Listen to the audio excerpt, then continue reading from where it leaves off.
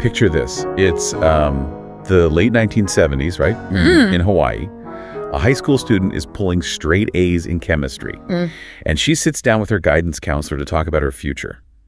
And his advice to her is literally, girls don't do science. Oh, wow.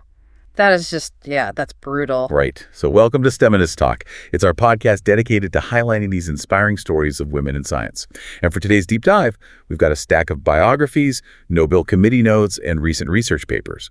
We're looking at how that teenager, Jennifer Doudna, ignored that terrible advice and eventually won the 2020 Nobel Prize in Chemistry. Yeah, and doing that requires looking at how she didn't just, survive in a male-dominated field. She actually rewrote the rules of engagement entirely. I mean, it takes this really profound internal curiosity to override that kind of systemic discouragement, which for her was actually sparked in 6th grade by reading James Watson's book, The Double Helix. From that, she realized molecular biology wasn't just like static facts in a textbook. It was a physical mechanical puzzle. Which makes sense when you look at her early career. Because what stands out isn't that she had immediate access to, elite facilities or anything. Like when she was an undergrad at Pomona College, she was studying chemical signaling in soar bacteria.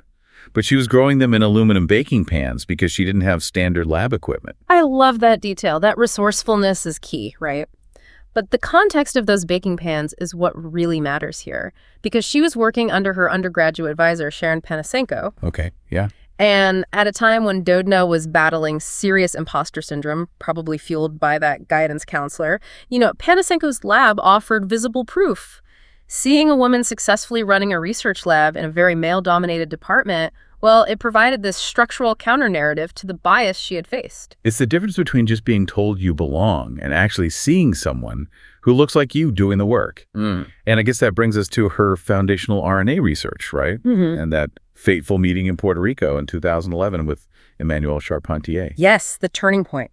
Now, for you listening, since you already follow biotech, you know CRISPR-Cas9 is essentially the bacterial immune system, the one that targets and cuts viral DNA. But looking at these papers, I'm trying to grasp the actual leap they made. Because they didn't invent CRISPR, they just mapped it, right? Well, mapping it was the first step. The real breakthrough wasn't just observing the Cas9 protein-cutting DNA. Doudna and Charpentier figured out the mechanism of how the bacteria directed that cut. Okay, how so? They discovered the bacteria used 2 separate RNA molecules.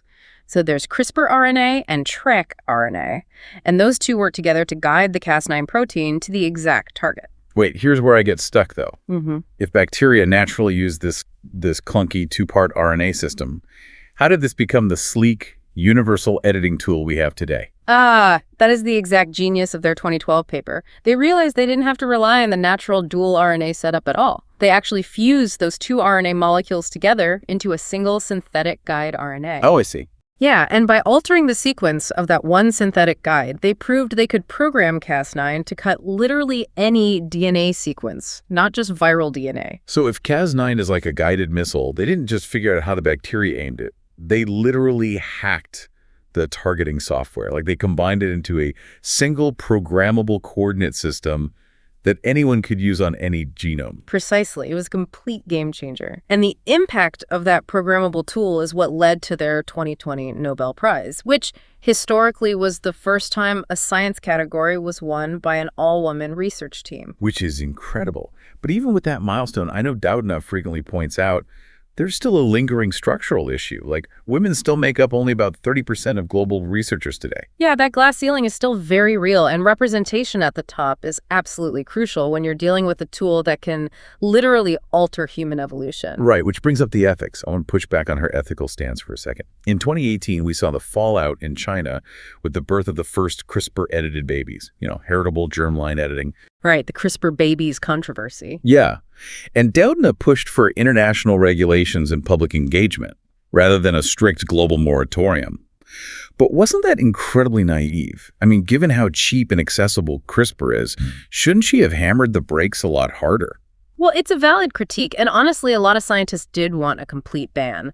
But Doudna understood the mechanics of how technology spreads. A moratorium is really just a piece of paper. It can easily drive rogue actors underground. That's true. So instead, she stepped out of the lab. She organized international summits to build a transparent, peer-pressured framework. Her argument was that establishing universal clinical standards and mandatory public reporting was the only realistic way to govern something you just can't put back in the box. Basically, she knew a ban wouldn't stop the science, so she tried to engineer the social framework around it the same way she engineered the guide RNA. Exactly. She tackled the ethics with the same pragmatic mindset she brought to the chemistry. Wow. Well, for you listening, this deep dive really is a powerful reminder. Science isn't just a collection of facts. It's deeply intertwined with the people who practice it. The history of science is absolutely full of women whose discoveries reshape our future, which proves you never have to listen to the gatekeepers. Absolutely. And as you process all this, consider a really fascinating historical parallel. Doudna's early foundational work relied heavily on X-ray crystallography to map the shapes of RNA. Oh, wait. Isn't that the exact same technique Rosalind Franklin used? It is. That's the technique Franklin used to map the structure of DNA back in the 1950s. But Franklin's data was used without her permission, and she was entirely denied the credit. So Doudna accepting the Nobel Prize for rewriting DNA is, in a really profound way, finally closing that historical loop of justice that Franklin was denied.